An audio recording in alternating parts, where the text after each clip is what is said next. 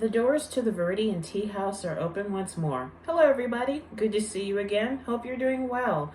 I've got 3 books to talk about today, plus a tea blend that's one of my favorites. It's not really a review, it's more of a, I just ran out and I need more. But before I get to this, I just want to say again that I will be in Albuquerque, New Mexico next weekend for BuboniCon. From what I understand, it's about a 400 to 500 person convention, and I'm looking forward to it. This is my first time doing this convention. I will be a dealer, and I will have tea and books and even some artwork by Colorado artist and author J.W. Bullard. I will not have all of my blends with me, but I have a good number of them. Plus I'll have business cards and the like. So if you show up to the convention and there's a particular blend that you're looking for that I don't have at my table, just shoot me a message or go to my Etsy store, place your order, and I'll get to it when I get back. But anyway, I'm looking forward to BuboniCon. I'm looking forward to returning to New Mexico, and I'm just ready. So let's get started with some of the books. So the first book I want to talk about is actually part of I want to reread certain children's books and also discover children-esque books that, I love to read. I know, shocker. And it doesn't matter if it's an adult book or a children's book. I'll read anything, pretty much so. And this particular book, Mother Goth Rhymes by Windness. I don't know where I first saw this book, but me being part of the goth subculture, I was like, I gotta read this. I have to read this book of poetry. But I will say shout out, as always, to Arapahoe Library. You guys have an amazing catalog, and I love it. I love supporting you guys. Like, even though I had a pile of books that it's in my TBR pile, I still want to support the library because, who doesn't, But this book had me chuckling, or more appropriately, cackling. Summer is almost on its way out, especially around here. The leaves haven't changed, but definitely the temperatures are starting to drop and get cooler and cooler. And for me, fall and spring are my favorite times of the year. I love that feeling of the chill in the air, but you're still feeling the sun. And with fall, it's like summer is still trying to hold on, but autumn is like, you need to leave. Bye-bye. Everybody wants their pumpkin spice now, which, side note, I'm starting to see pumpkin spice beer, and I'm like, it's not even September. We're not even through August yet. Really? But, all hail the spice, so saith the Muad'Dib.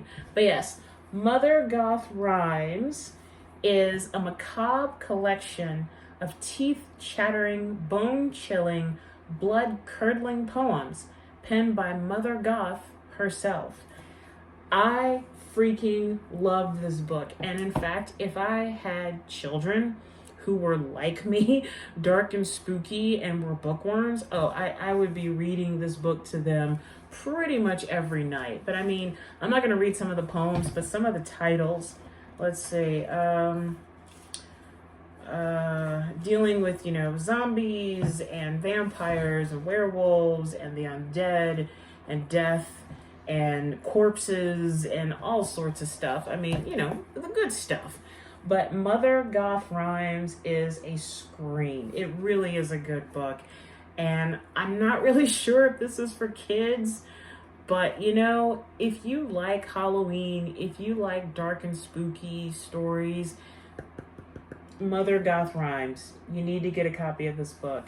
And on behalf of Viridian Tea House, it receives 5 pots of spooky tea. Spooky. I know that was really kind of lame, but yes, you need to get this book, Mother Goth Rhymes. Absolutely a delight. And I almost don't want to check the book back in at the library. I kind of want to be like, I know I have 20 days, but can I just extend it for like a couple of years? No? I tried. All right, so that's the first one. Let's see what's next. Oh, okay.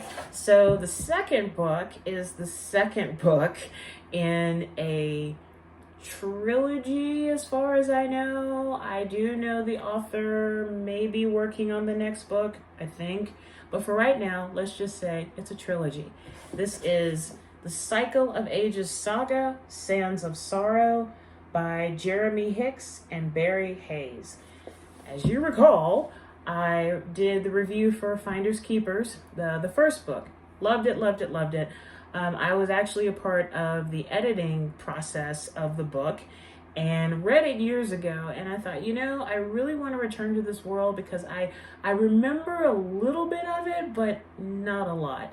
So I'm glad to be diving back into it, and Sands of Sorrow is the next chapter, of course, but plenty of action, plenty of betrayal.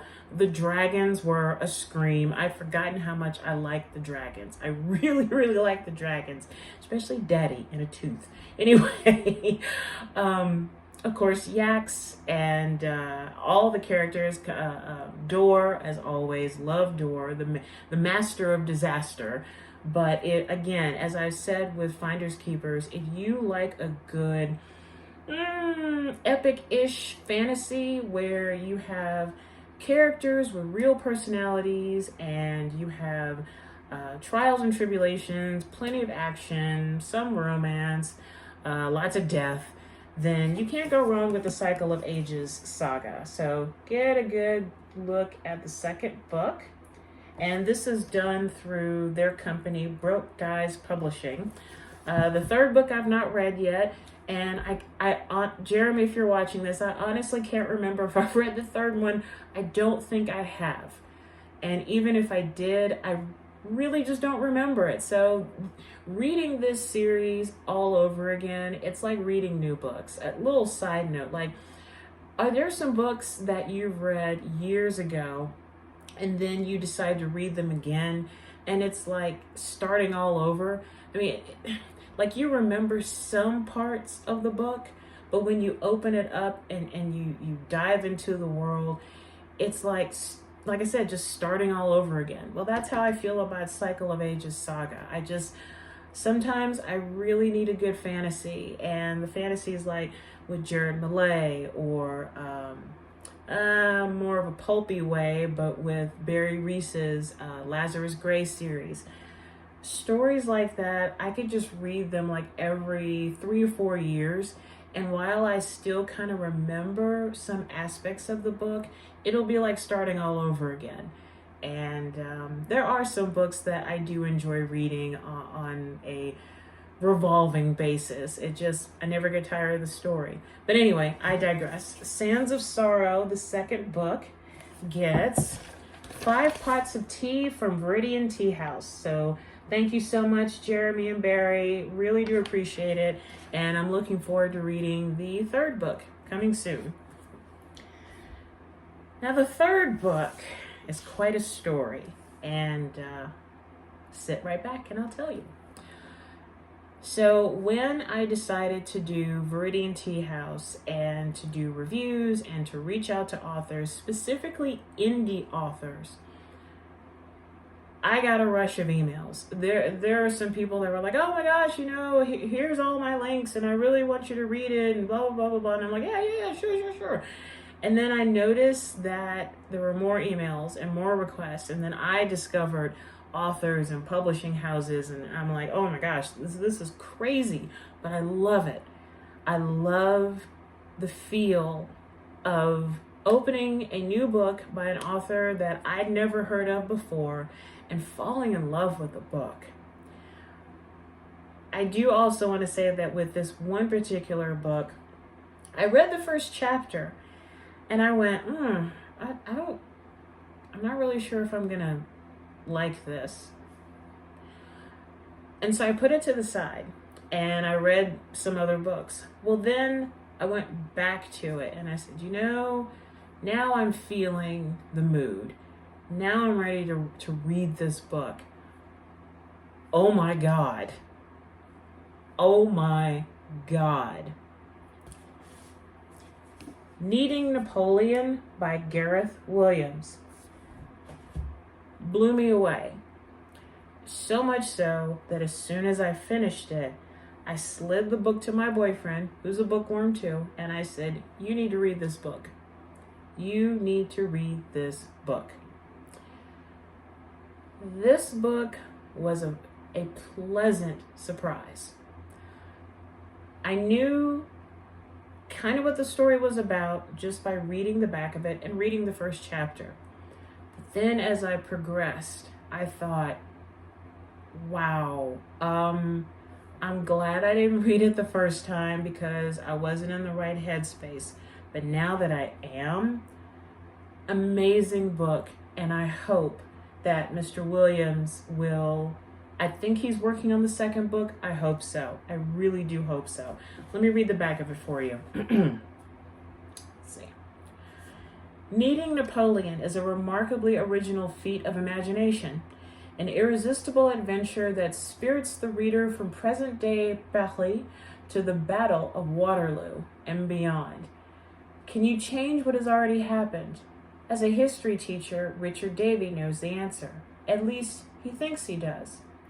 On holiday in Paris, he stumbles across a curious antique shop.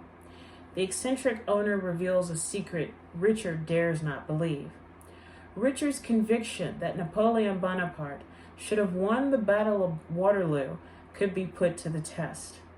Accurate historical detail collides with the paradox of time travel as an ordinary 21st century man is plunged into the death throes of the French Empire. Now you're probably like, okay, whatever. No. I used to be a little bit more than normally obsessed with Napoleon Bonaparte. And living in New Orleans, I had a chance to view his death mask and a stunning painting of him as emperor. And I even made a tea blend called Napoleonic Tea Blend, which I actually discontinued, but now that I've read this book, I'm like, I had many regrets in life. Discontinuing that blend was one of them. Mr. Williams obviously knows his history. It is obvious. Both my boyfriend and I agree there was just enough information to where you felt you were right there with Richard Davey. But it's more than time travel, and it's more than historical, at least to me. It's almost philosophical in a way. See what I mean? Just bear with me. I asked myself the question, if time travel were really possible and we could go back into time to meet certain historical figures, can we actually change history? Can we? Or is it that the lines of history are so tightly woven together that no matter what you do, it's not going to change? It never will change. In Needing Napoleon, there's a big what if. And in fact, when I was talking with my boyfriend about the book this morning, he said, I kind of wonder if the ending was what really happened, but we don't know that. Like, certain historians have figured it out, but for all intents and purposes, this is what really happened. But the truth, I don't think people were ready for that. I wonder. I'm not going to give the ending away, but it seems so believable. It made me think it could happen. Now, like I said, I think this is part of a series, so I'm wondering if history is still going to be so tightly woven that even though the ending of this first book is the way that it is, it's not going to alter the course of history. This book was well written. This book threw me right in the middle of Paris and Waterloo. I felt that when Richard first met Napoleon, I felt I was right there. I could smell the different scents. I could feel the chill. I could sense everything. Most of the books, I'm so overwhelmed, my speech impediment is coming out, but most of the books that I've read for this video series and just for pleasure have been amazing. There have been a couple of bombs. Trust me, there was one I had to get rid of by page 3. I was like, I'm not reading this. I don't know who told you who you could write, but no. Anyway, I digress. With Kneading Napoleon, it made me think in so many ways, so many ideas, so many what ifs, from a historical perspective, from a scientific perspective, from a moral perspective. In short, I hope the second book is coming, because as soon as it comes out, I want a copy. I truly, truly do. A little side story regarding Kneading Napoleon was I was so enamored with the book that I reached out to the publisher, and the publisher is the Conrad Press in England. And I told him who I was, and I told him what I did, and I said, I just want to let you know I'm going to be reviewing Kneading Napoleon. Should you need other book reviewers for your other titles, please let me know. And we had a nice little chat, and he included Mr. Williams. He included his assistants. The publisher's name was James. I should remember that. But this book just made me realize there are some damn good writers out there that need more exposure. They really do. And I would love to see more people reading Kneading Napoleon and other books from this publishing house. In fact, I have my eye on another book of theirs, and it's an erotic work involving chess. I gotta read this. I'm like, okay, you've got me on this one. But anyway, I know I'm rambling, and I do apologize for that. But this book, and one more thing too, the character, Richard Davey, he is a teacher in England, but he has no life. And it's almost like you don't really need to know his name until toward the middle and the end. But at the beginning, you see this life that he has where it's barely in existence. And this book and that character reminded me of the unnamed character in J.W. Bullock's book, The Engine Key. And that involves a traveling portal device found in a highboy dresser. And this unnamed individual finds it. And he literally can travel anywhere, not only on the planet, but in the universe, so long as there's gateways. But what drew the connection for me was that both of them were just eking out an existence, kind of going through the motions, and yet one moment that was just too impossible to believe, and it changed their worlds forever. In the case of the Engine Key, it changed his life for the better, and he found love, and he found purpose, and he found himself.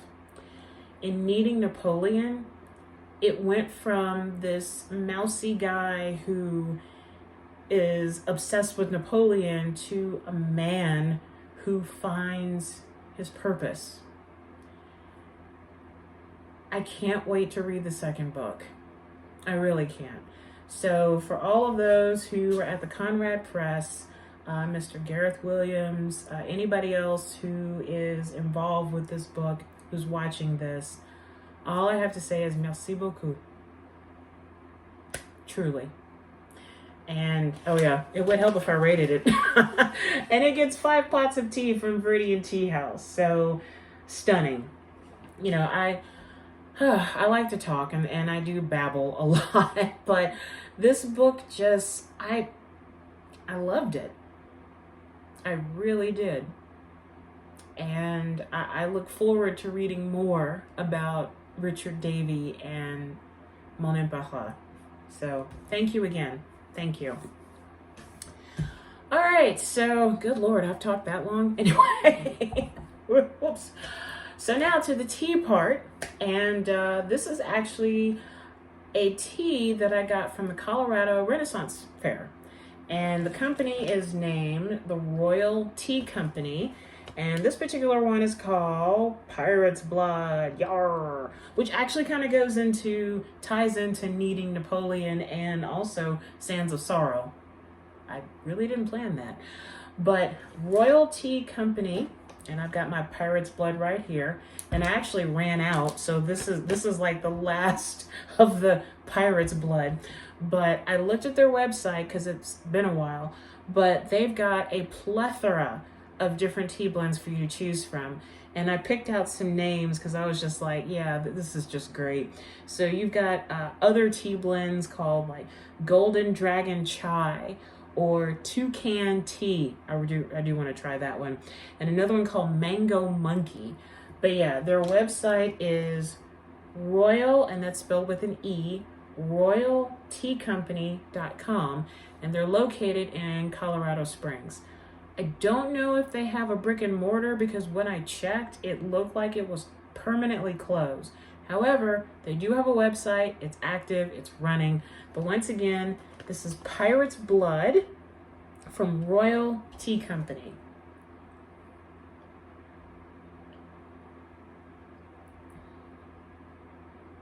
And you know, I have to hand it to them. From the first time my boyfriend and I had this to the last cups today, every cup has been simply scrumptious and delicious. The ingredients are blueberry bits, raspberry, hibiscus, cranberry, blackberry, orange peel, apple bits, and black tea. I mean, you can't go wrong with that. But it's a beautiful, deep reddish color of pirate's blood. But the taste,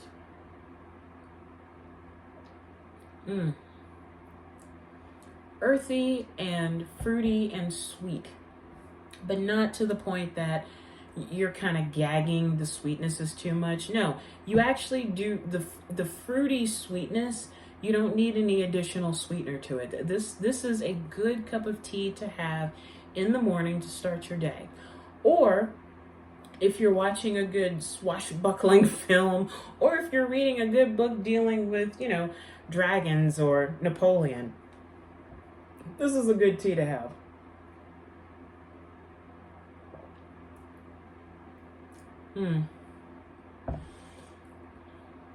I'm not getting the hibiscus as much. Now it has cooled down.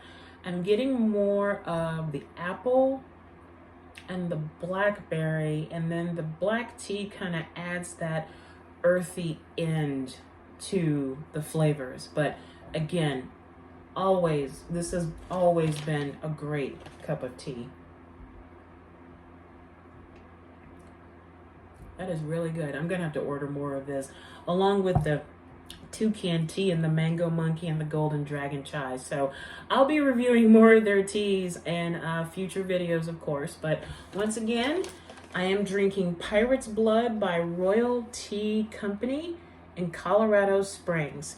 And I will put their website up on the YouTube description for this video. So if you're moved, compelled even to buy some of this tea, please do. It's quite good. And for the record, I did not let the water boil. I got it to where it was small fish eyes, and then I let it steep for about 6 minutes. So it perfect cup, really. That is lovely. So thus ends another video of Viridian Tea House. Once again, I want to thank Jeremy Hicks, Barry Hayes, Broke Guys Publishing, the Conrad House, James, Zoe, Gareth Williams, and also Mother Goth, Cat Windness, and also Royale Tea Company. Thank you so much. I will give y'all proper social media shout outs when this is done. So let's just wrap up with a breathing meditation. So Find yourself in a comfortable position, either seated, standing up, or laying down. And close your eyes. Take a deep breath in through the nose and out through the mouth twice. And just focus on your breathing. And like I always say, meditation is it's not about removing your thoughts. It's acknowledging your thoughts and letting them go on. That's all. Not getting dragged down by their story, but just acknowledging the thought and just moving it along. So let's begin.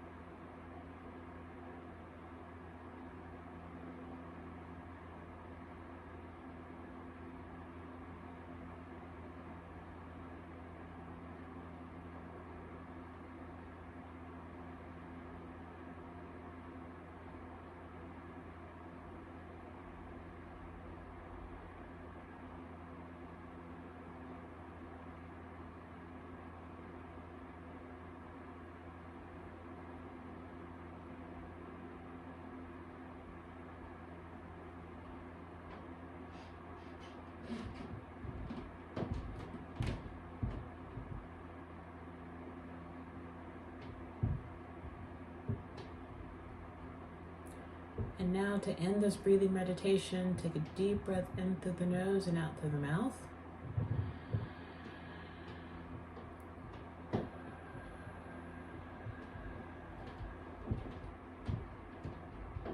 Slowly open your eyes, and we're back.